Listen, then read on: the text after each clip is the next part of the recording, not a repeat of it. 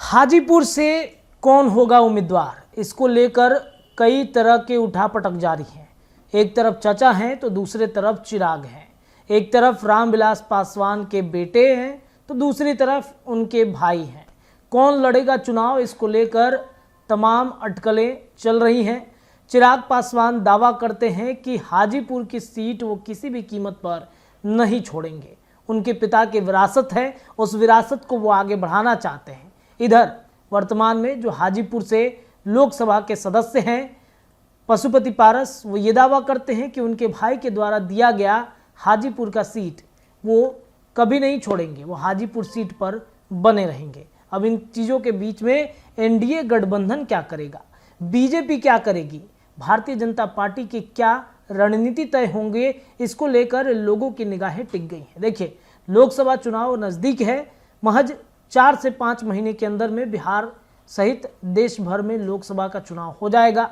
उसके बाद तैयारी विधानसभा चुनाव की होगी। लेकिन उसके पहले जो लोकसभा सीट में एनडीए गठबंधन के साथी पशुपति पारस गुट और लोजपा रामविलास का ग्रुप जो है वो हाजीपुर सीट पर किसे अपना उम्मीदवार खड़ा करेगा। देखिए, पशुपति पारस से जब चिराग पासवान को लेकर सवाल खड़ा किया गया कि आपके भतीजे कहते हैं कि हम हाजीपुर से अपनी मां को चुनाव लड़वाना चाहते हैं, तो पशुपति पारस ने जवाब दिया कि अगर वो सीट नहीं छोड़ते हैं तो हम उनके ही किसी परिवार के सदस्य को जमुई से उनके खिलाफ में उतार देंगे। हालांकि चिराग पासवान ने कह दिया कि वो चाचा हैं, बड़े हैं, उनका फैसला जो है वो सर्वमान्य होगा। लेकिन क्या वाकई में चिराग ये कॉम्प्रोमाइज़ करेंगे अपने चाचा के साथ में? सबकी निगाहें कहीं ना कहीं टिकी हुई हैं, सबकी निगाहें चिराग पासवान के फैसलों पर है।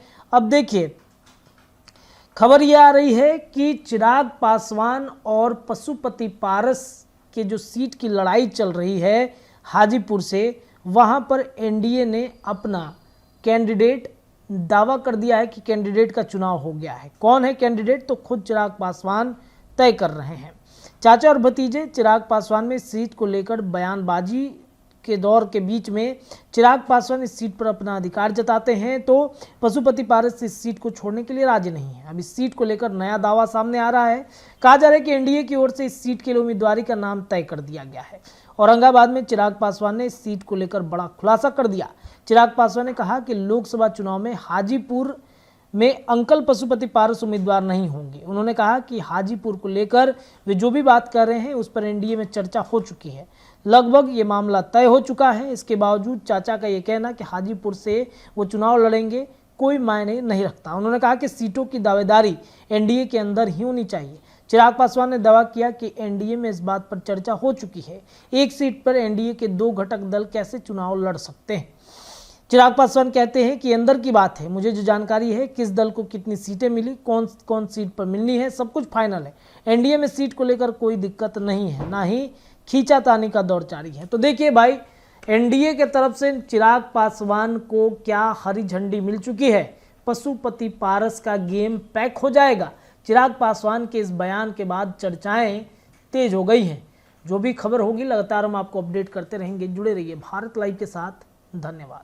अगर ये वीडियो पसंद आई और वह बिहार के राजनीति और बिहारियत से सरोकार रखेनी तो सब्सक्राइब बटन दबा के चैनल के सब्सक्राइब कर ली।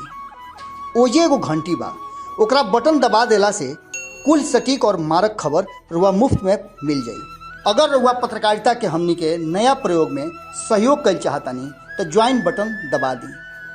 पेटीएम नंबर नोट कर ली 9386816700। धन्यवाद।